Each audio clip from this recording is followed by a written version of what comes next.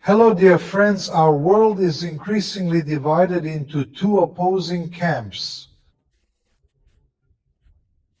For those who follow the events taking place in the world, this is no secret. And every time this tectonic, one might say, rift in world politics becomes more and more obvious, the two shores of this fault can be conventionally called Global West and Global East. Why conditionally? Well, first of all, the states that are part of these coalitions, although they are allies of each other, however, there is not always unanimous exclusively on all issues. There is some disagreement between them, but in two, by their geographical location, they cannot always be attributed to one or another bloc. Some countries, for example, geographically located in the East, support the course of Western countries. There are also those in the West who sympathize with the policies of the East. And this global divide is deepening every day. In this regard, for those who have ever read the Bible or read it by memory, the following texts from one of its books come to mind, which in Greek is called Apocalypse, and in Russian Revelation. Let us read the text from Revelation 16, chapter 12.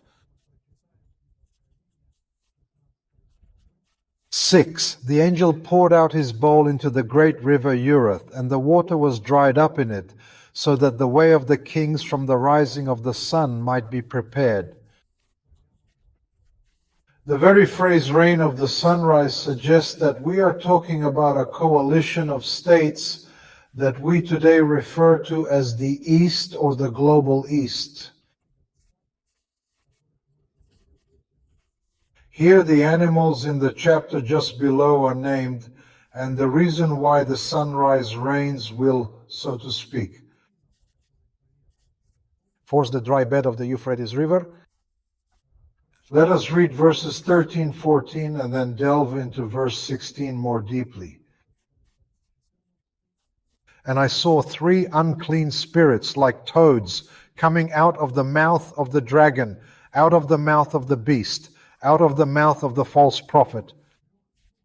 These demonic spirits perform astonishing signs and spread towards kings across the earth and the entire universe to prepare them for the great battle on the day of God Almighty as guided by this angel.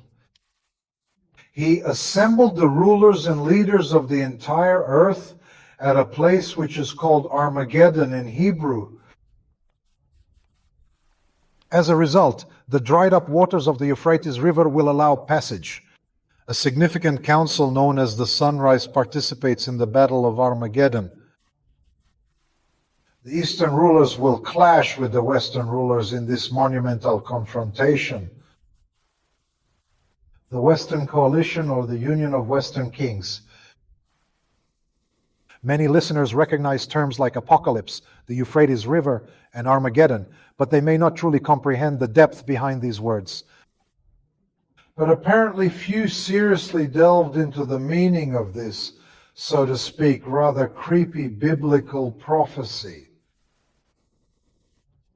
Who can vaguely understand that the words Armageddon are the name of some last very terrible battle, but nothing more? Today we will try to understand together with you what is going on. This ancient prophecy describes the Euphrates River as a natural boundary dividing the East from the West, setting the stage for events. As you understand, friends, under modern methods of warfare, literally the Euphrates River presents no serious obstacles to the onslaught of hostilities. For example, kings from the sunrise.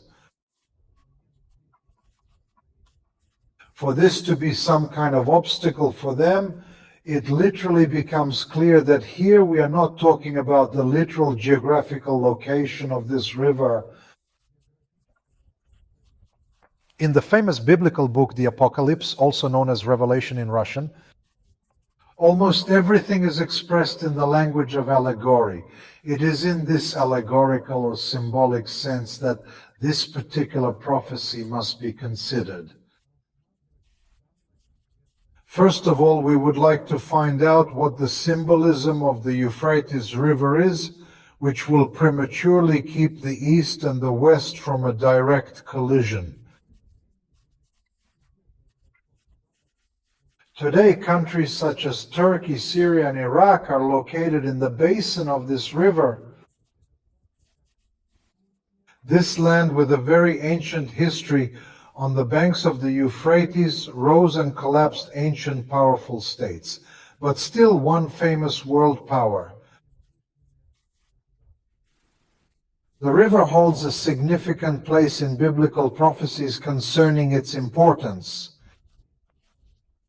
To understand what we are talking about, we need to start, I think, from afar. So in the 7th century AD, a new young but very militant monotheistic religion of Islam arose in the Arabian Peninsula. By and large, it was thanks to her militancy that she managed in a short time to convert to her faith many surrounding tribes who at that time practiced polytheism. But as it spread, it encountered those territories whose peoples by that time had already professed Christianity. Naturally, this led to bloody clashes of battle. Struggles rooted in ideology or religion are some of the most enduring and devastating battles.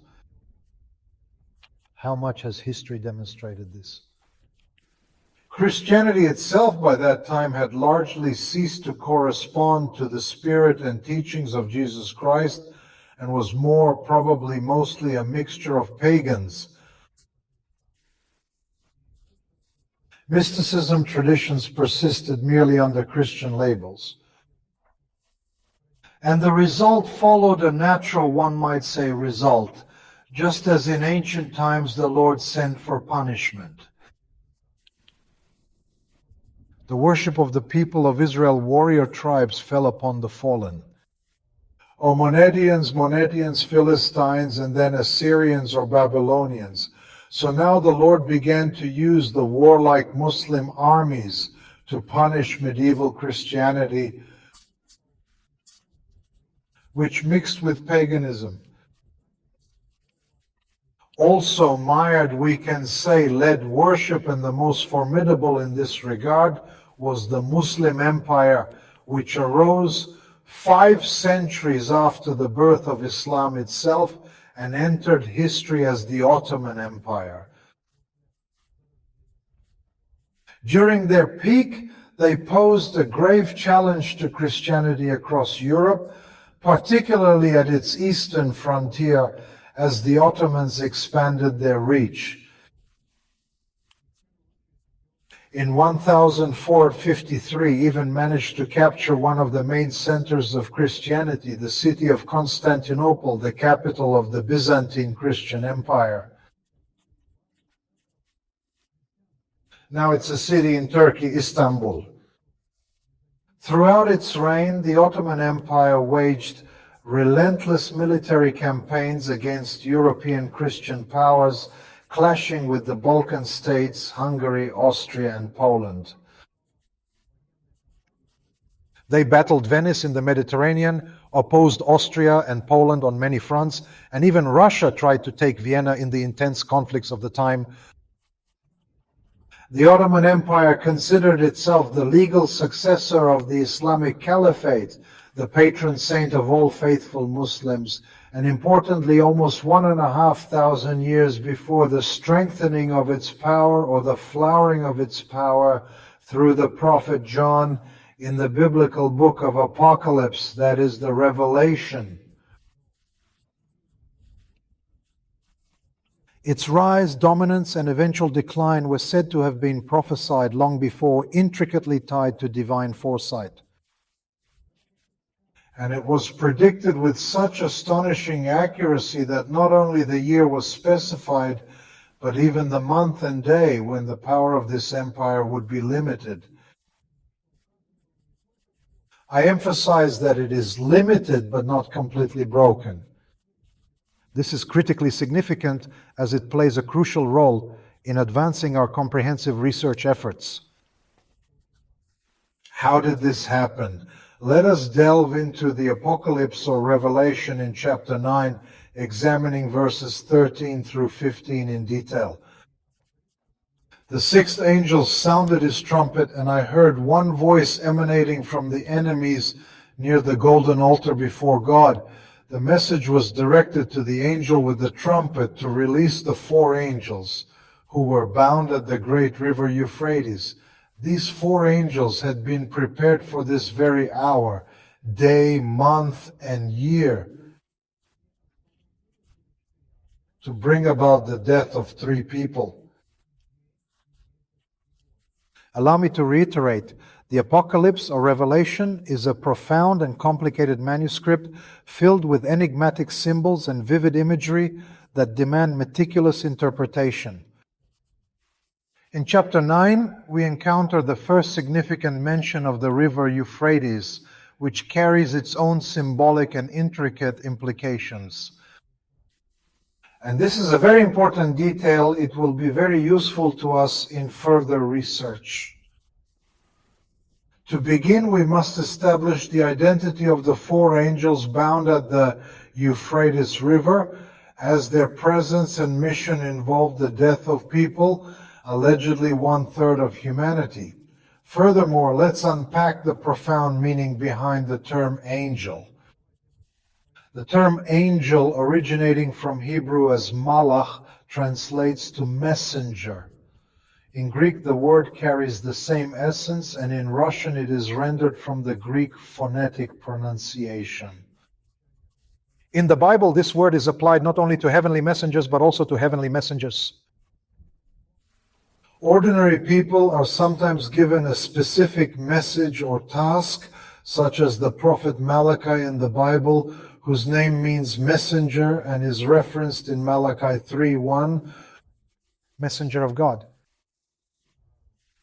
In the book of Malachi, John the Baptist is referred to as an angel, symbolizing his role in preparing the way for the Messiah. In general, the Old Testament in ancient Hebrew, those tasked with specific missions were called malach, or messengers, which translates to angelos in Greek. For instance, spies sent by Joshua are referred to in translations of the Russian Bible, like the Obscenadal version. Irichon is referred to as malach, a term meaning angels, generally ambassadors. While in any case, the actions of individuals as well as peoples and nations are governed by the Lord through his heavenly angels. The 4 angels discussed here symbolize both earthly personas or forces and heavenly angels overseeing their actions. Historical evidence supports these interpretations. The prophecy of Revelation 9 predicted with astonishing accuracy the birth, the flourishing, as well as the decline. Undoubtedly, one of the greatest world empires of the Ottoman, or as it was also called, the Ottoman Empire. Erez Smith, in his book Reflections on the Prophecies of Daniel and Revelation, discusses the 4 angels bound at the river Euphrates, describing their importance. These 4 angels, and most importantly, the Sultanate, from which the Ottoman Empire was formed, and which were located in the region of the Euphrates River. Their residences were in Aleppo and Konya, Damascus, and Baghdad, end of quote. Reflecting on the pinnacle of historical power and influence, the Ottoman Empire seized Eastern Roman Christianity's central city, Constantinople, later renamed Istanbul and located in present-day Turkey. This city served as the capital of an influential nation.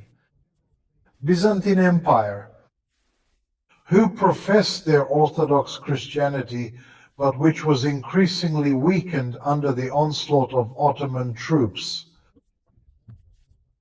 Byzantium showed vulnerabilities 4 years before its capital's capture by the Ottomans. Constantinople, we can say, almost recognized the power of the Turks over itself 4 years before the capture of Constantinople. And this happened when its last ruler, Constantine XI, Palaiologos, assumed rule in Constantinople with Sultan Murad II's approval, marking a significant geopolitical event. Is that how it happened? After the death in 1448 of the last legitimate full-fledged ruler of Byzantium, John Palaiologos, who had no heir, his brother Constantine XI Palaiologos, having received the consent of the Turkish Sultan, however, without receiving an official coronation in 1449, became ruler. In Constantinople, by that time, almost all the territories of the Byzantine Empire had already been captured by the Ottomans, with the exception of the capital itself and its surroundings. Constantine Palaiologos was not coronated for 2 reasons. 1, so as not to annoy the Turkish Sultan. 2, because of religious confrontations. There was no patriarch who could perform the rite of coronation. So the beginning of his, so to speak, unofficial or semi-official reign,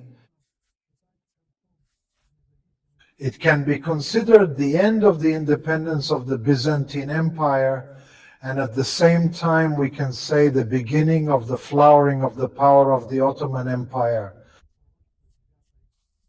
This is the prophecy of Revelation 9. The fall of Byzantium occurred only for the reason that the Lord gave freedom of action to these 4 angels who were before. Connected and were at the Euphrates River. But if you remember, it is simpler to say that they are to be released only for a period of time determined for them, an hour, a day, a month, and a year. These periods culminate in 3% of people perishing. What do they signify? And how to understand them? Chapter 9 of Revelation also talks about the means by which the Ottomans will destroy 3 parts of the people. Let us read verses 17-18. In chapter 9, this is how I saw the introduction of horses and their riders, who had on them heads of armor, hyacinth and sulfur on horses like the heads of lions. And out of their mouths came fire, smoke, brimstone. From these 3 ulcers from the fire, smoke, and brimstone coming out of their mouths, 3 parts of the people died. At the time when the author of this prophetic vision, Jesus' disciple John, saw this vision, in the 1st century AD, firearms had not yet been invented. So I described the Ottoman army in this form, who learned to use gunpowder en masse in their muskets and cannons. A rider using a musket while advancing fits this symbolic description. By the way, it was through extensive use of gunpowder and firearms by the Turks and Ottomans during their war with Byzantium that greatly accelerated the ancient empire's downfall. Now I want to tell you about one unique event that directly relates to this prophecy. It happened in the first half of the 19th century. The formidable military strength of the Ottoman Empire alarmed many European Christians profoundly. Theologians looked for biblical prophecies for indications of how events would develop in the future and the features that awaited Christianity in the confrontation with Islam. And at that time, a certain part of Bible researchers adopted the method of calculating prophetic periods, which was called days per year. By the way, once even Jesus Christ himself used this method of legend firmly. Let us read Luke 13, chapter 13 and verse 32. On that day, some of the Pharisees came and said to him, "Go out and get away from here, for Iboheroth wants to kill you." Jesus responded, urging them to go, say, "Elisis casts out demons and heals today and tomorrow, and on the third day I will achieve fulfillment before the crucifixion moment." He devoted approximately 3 years to preaching. However, Jesus referred to them as ordinary days. This is one such example of a similar interpretation of the prophetic calculation of time. Thus, Yosik emerges from the early 19th century with relevance. The preachers of the gospel 2 years before the significant event that predetermined the loss of power by the Ottoman Empire, using a similar method, predicted not only a year but even a month, the day when Ottoman power will face significant limitation. And he did, and based solely on the study of Revelation 9, I will try his method. The calculations of the prophetic periods show clearly, but first a few words about where this method came from. In the ancient Sumerians or Babylonians, for the simplicity of calendar calculations, it was customary to round the number of days in a year and month. A year was considered equal to 360 days, that is 12 months of 30 days each, and the missing days were simply added at the end of the year. This method was simple. The use of this simplified calculation of months seems to have been practiced even in the early period of the history of the Jewish people, at least in the book of Genesis. He mentions this method there. It is written that the flood began 17 days and 2 months. This Genesis 7:11, and decreased the water, became 17 days, 7 months, 8, chapter 4 verse, and this is exactly 5 months. Fortunately, the duration of the same period is also indicated in the days of this chapter 7 of Genesis in verse 24, as well as chapter 8 of verse 23. The period equates to 150 days. This means that there are exactly 30 days in a month, and this rounded calendar style was adopted by a certain part of biblical researchers as a basis. Calculations of prophetic biblical periods, because there are several such periods that need comprehension and calculation. It was also adhered to by Yosilich mentioned above. Thus, 1 day in vice came to be counted as equal to a literal year, and 1 vice year, that is 360 days, came to be counted as 360 ordinary years. 1 30-day month came to be counted as 30 ordinary years, and 1 prophetic hour was 24 parts of a prophetic day, or literally a year came to be equal to 15 ordinary days. Using this method, Yosik calculated for what time were released those 4 angels from Revelation chapter 9, who were bound at the Euphrates River, and who, according to many Christian theologians of the time, represented the Ottoman army. Scripture indicates they were given liberty for an hour, day, month, and year. For convenience, arranged in reverse order: year, month, day, and hour. From the places of the terms, as they say, the amount does not change. The location of the terms total 360 plus 30 plus 1 equals 391 years, and Euro 1 out to Euro 1 o'clock is 15 literal days. It turns out to be 391 years and 15 days. These four angels at the Euphrates River were given freedom to act for 391 years and 15 days. Remember, my friends, these numbers. But to find the date that this prophecy pointed to, you need to have a starting point and thank the Lord. It is in the same chapter of Revelation in 9 this. There is also the original. But before we turn to find this point, let us ask ourselves, and what or how were these angels connected? Looking ahead a little, I will say that they were connected by the fact that for the time being, the Lord limited their conquering expansion. They waged brutal wars against the Christian nations. However, until a certain time, they could not conquer any of the Christian countries.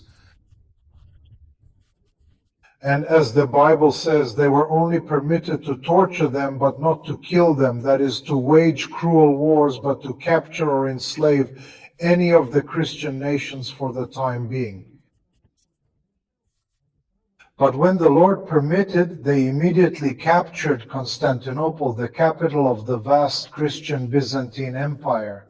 And so these four angels were to be released for a term.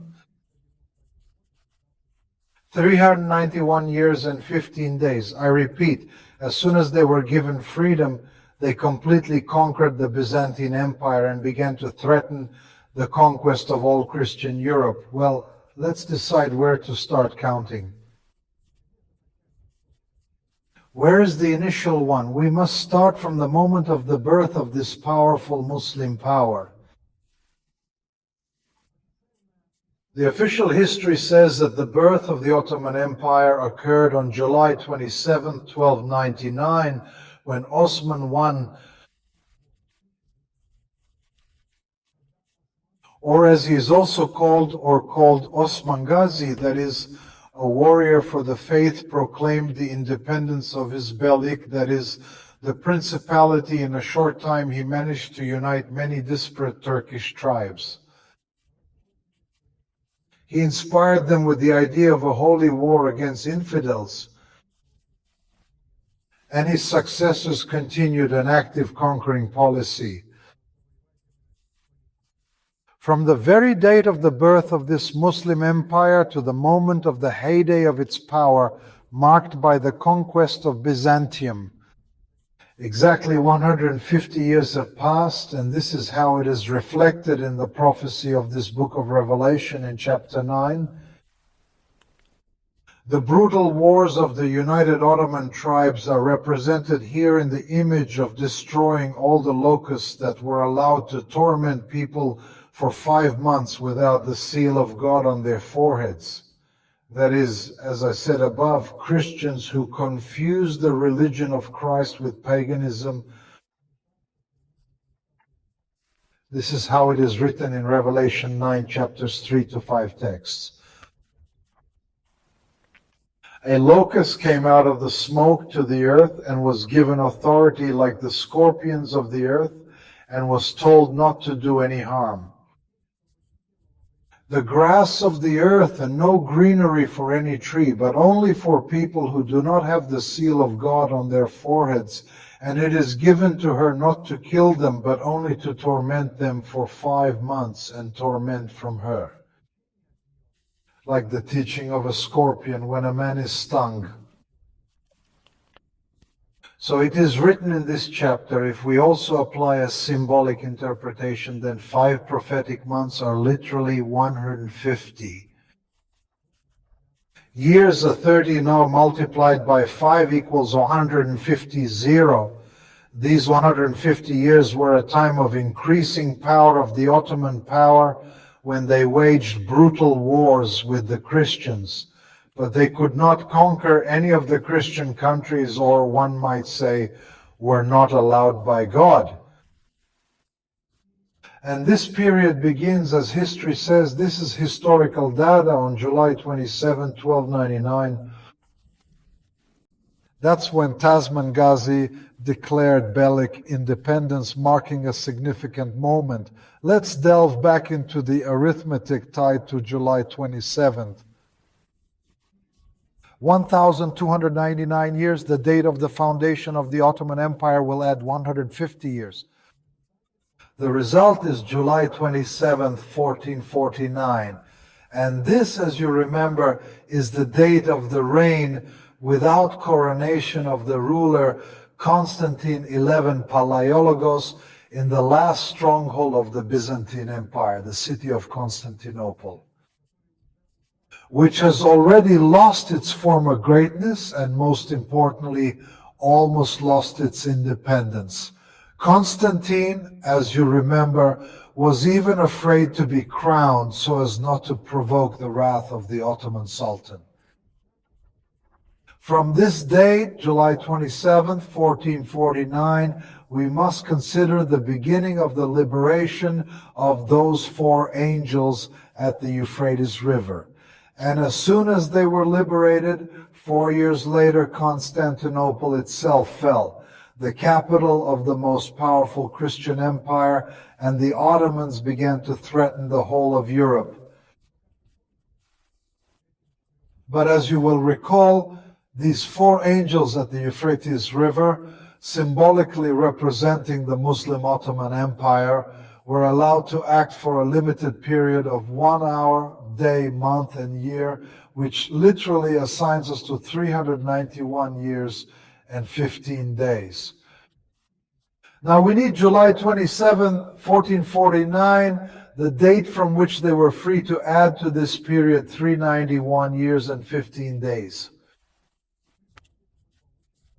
Adding this gives us the date, May 11, 1840. OJSC, friends, only happened that either happened on that day. History says that by this time, the Ottoman Empire, due to internal disagreements, was already so weakened that it was almost invaded. 6, under the obedience of the Egyptian Pasha Muhammad Ali, who also harbored ambitious plans to create his own Muslim power. However, his ambitious military successes caused alarm in European countries such as Britain, Russia, Austria, and Prussia. The weakened Ottoman Empire no longer posed a great threat to them, and they did not want another Muslim empire or power to threaten European Christianity again. They decided to take advantage of this Ottoman conflict with Muhammad Ali, who was increasingly winning victories over Turkish troops. And as a result, on July 15, 1840, the so-called treaty was signed in London. The London Convention, which offered assistance from Turkey to the above-mentioned European countries in order to force Muhammad Ali to abandon his ambitions. August 11, 1840 was exactly the day that Bible prophecy pointed to. Muhammad Ali, under duress, signed the convention. Turkey avoided complete destruction, and the Egyptian Pasha's conquests were concluded precisely on August 11, 1840, aligning with the prophetic timeline. The Muslim power, which once threatened all of Christianity, submitted and recognized its dependence on European governments. Thus, the power of those four angels at the Euphrates River was again limited. Understand that alliances, though vital, are not indefinitely prioritized in global strategies. These powers still hold relevance and are expected to influence future world dynamics significantly. And these events are connected with the symbolic drying up of the Euphrates River and the Battle of Armageddon. With these prophecies, as you remember, we began our reflection or research today. I'm Tom, and we'll delve into how future developments may unfold from this foundation. Before proceeding, let's revisit the critical occurrences leading up to the pivotal year of 1840. The pastor Isha Ilyich is mentioned above. 2 years before 1840, namely in 1838, speaking in Germany, explaining chapter 9 of the book of Revelation, he named the exact date when the Ottoman power would lose, that is, its independence. In his publications, he also claimed that this would happen on August 11th, 1840. Let me emphasize that this was 2 years before the surrender of the Egyptian Portia and Turkey's recognition of its dependence on the European powers. It was precisely this date, 2 years ago, that it was announced by the American clubs of atheists, who already existed at that time. I don't know if they exist today, challenged him, claiming that the prophecy will not come true. What do you want him for? Answered firmly, I accept your challenge. On August 11th, 1840, according to biblical prophecy, the Ottoman Empire, also known as the Ottoman Empire, will lose its independence. They replied, we accept your prediction, we will wait. And that's when August 11, 1842, exactly day after day, the Ottoman Empire succumbed to the military superiority of 4 European states. On that day, most of the disbelievers became believers. We will return to the parable about the drying up of the Euphrates River and the Battle of Armageddon, as we have seen the symbolic meaning of the Euphrates River associated with the birth and with the flowering as well. The decline of the power of the most prominent Muslim empire, that is the Ottoman Empire, in 1840. The authority of the 4 angels at Kefrath became restrained once more. Note that limited but not broken or completely destroyed Turkey, although it submitted to the coalition of European states, remains one of the main ones to this day. In the Muslim world today, it continues to adhere to the spiritual line of its glorious predecessor, the Ottoman Empire. This legacy spans an existence of over 600 years.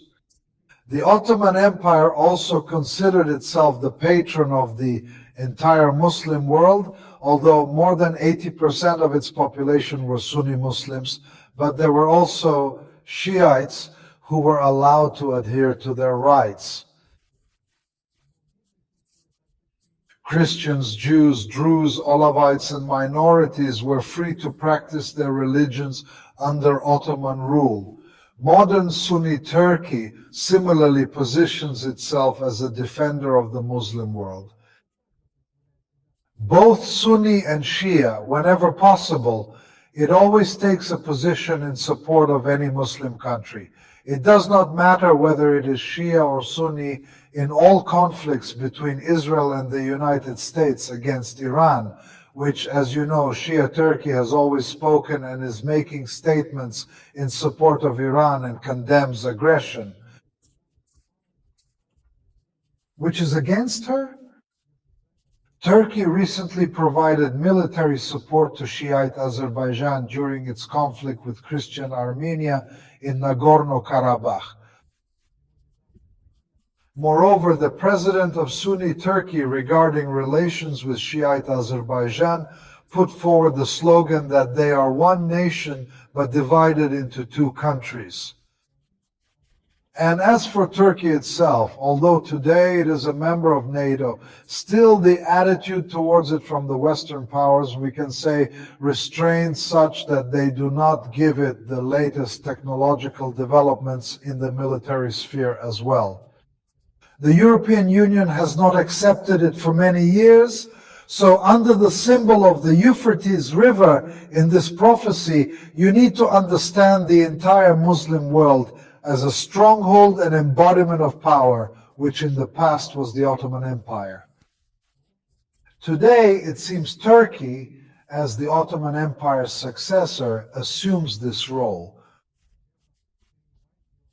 What is currently occurring across the Muslim world, I think it's no secret that it's divided into many separate states. Moreover, the global East and the global West, by all possible means, are trying to attract each of these states to their side, and this applies primarily to the countries of the Middle East. It must be admitted that at present, the processes taking place in the Middle East are increasingly under the control of the United States of America. And there is an explanation for this. It is not even about oil and gas reserves, although there is interest in this too. Here and elsewhere, I have said more than once in my previous publications that the Protestant churches of America are very much interested in supporting the state of Israel because, according to their teaching, Israel continues to be God's chosen people.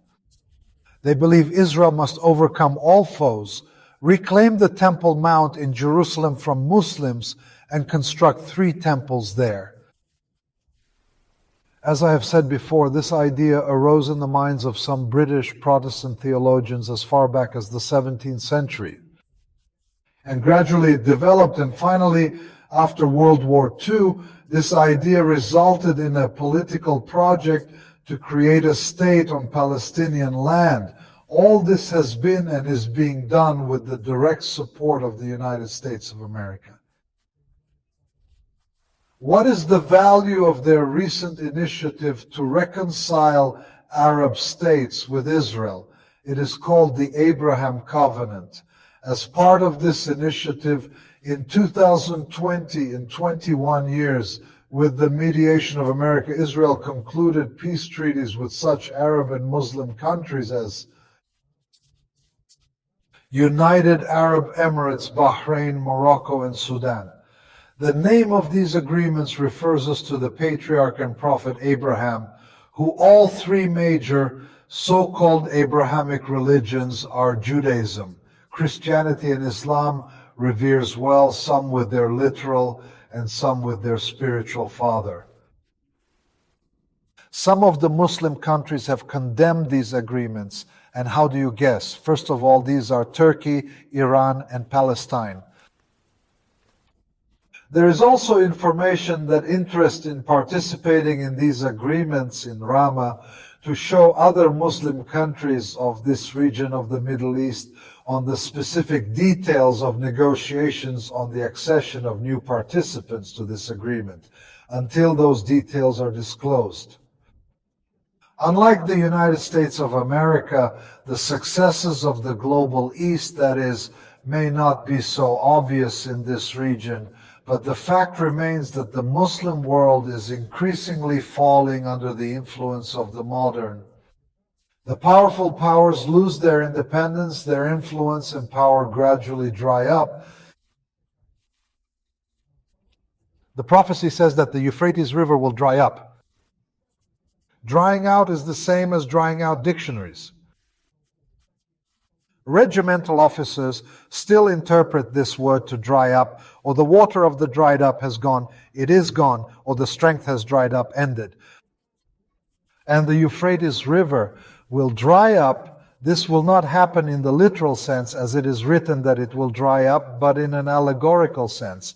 This is exactly what is said in the prophecy of the book of Revelation or the Apocalypse. When it seems that the forces of the Muslim world have dried up, then the way will open for the kings of the rising sun, as it is written in this book of Revelation, or its Greek name, Apocalypse. The countries of the Eastern Alliance will come to the aid. Weakened Islam and will also loudly declare their interest in this strategic Middle East region. As it is written, the angel poured out a vial into the great river Euphrates, and the water was dried up in it, so that the way of the kings from the rising of the sun might be prepared. This will all, of course, culminate in the Battle of Armageddon. But, friends, the symbolic meaning of the Battle of Armageddon is deeper than it seems at first glance.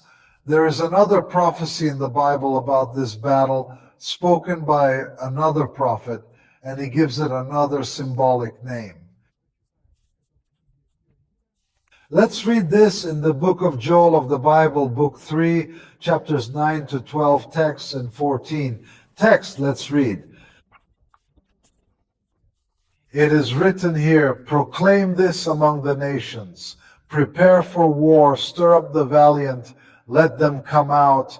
Rise up in the gray warrior, beat your screams on swords, that is plows, your swords and prunes, your spears on the weak. Let him say, I am strong, make haste, come from all the surrounding nations. And gather yourselves together there. Lord, lead your mighty men. Let the peoples rise up and not enter into the valley of Josaphat. For there I am in Hosea to judge all the peoples from every side. Multitudes, multitudes in the valley of judgment. For the day of the Lord is near to the valley of judgment. Yael's prophecy foretells this vision. And the decisive confrontation for the elimination of Saphath. And by all its signs, this prophecy coincides with the prophecy of John from Revelation about the Battle of Armageddon. We can conclude that the prophets are talking about the same event, only naming it. A range of metaphorical titles. It's worth noting that neither a valley named Yahsophat nor a location called Armageddon exists in Israel. Asaphat was to the people of Israel once and how he won a miraculous victory over the united coalition of enemies of God's people at that time.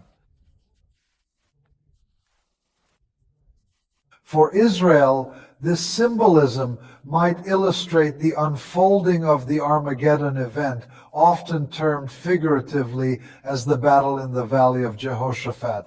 Let's explore further. Referencing the Bible, it describes the battle during King Jehoshaphat's reign in 2 Chronicles chapters 20 to 24. The events unfolded as they rose early and ventured into the wilderness of Phikoi. King Jehoshaphat delivered a speech to the Jews and Jerusalem's inhabitants. Believe in the Lord your God and be steadfast. Believe in his prophet and you will prosper.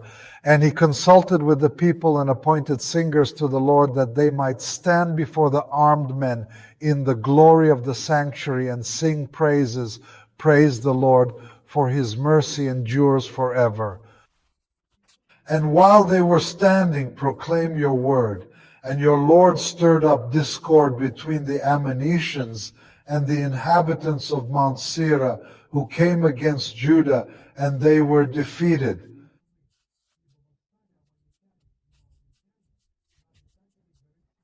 And when they had destroyed the inhabitants of Seir, they began to destroy one another. And when the Jews came to the high place in the wilderness and beheld the multitude, and here are the corpses lying on the ground, and there is no survivor. The exact same scenario is bound to happen with no variation. And the battle of Armageddon, or as it is called, the battle in the valley of Shaphat, just as the mighty kings in Shaphat united to destroy God's people, Judah, so all the rulers of the modern world. From the west and the east they will all unite, determined to destroy God's people, his church, God's church. Laws will be made in both the west and the east. Contrary to God's law, that is, will be issued, it is possible, so to speak, a universal law contrary to God's law. When will their ultimate and most climactic moment arrive? Already God's children, one might say, will look death in the eye because they will be persecuted and condemned to death. God himself will intervene. The spirit of enmity between the kings of the sunrise and the kings of the Western coalition, which this spirit for some time was muffled by the common desire to do away with the hated The people, that is the church of God, this Spirit will burn with new strength, has forgotten his desire to destroy the church of God. They will attack each other in fury. There will be a fierce battle. They will destroy each other. In this climactic confrontation, God's people will experience ultimate salvation, known as the Battle of Armageddon, referenced in Revelation. This battle in the valley of Sophata, as prophetically noted by Proel, holds symbolic significance. Thus God's people will be delivered from the hands of the wicked, and soon afterwards will be caught up to meet the Lord Jesus Christ in the clouds of heaven.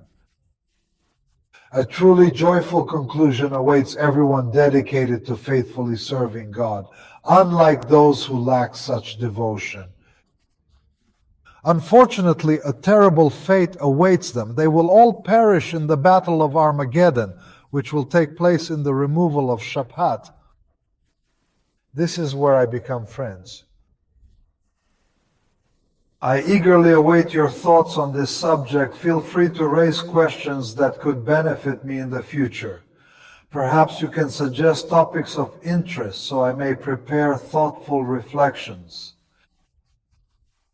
May God's blessings be upon each and every one of you. And so be it.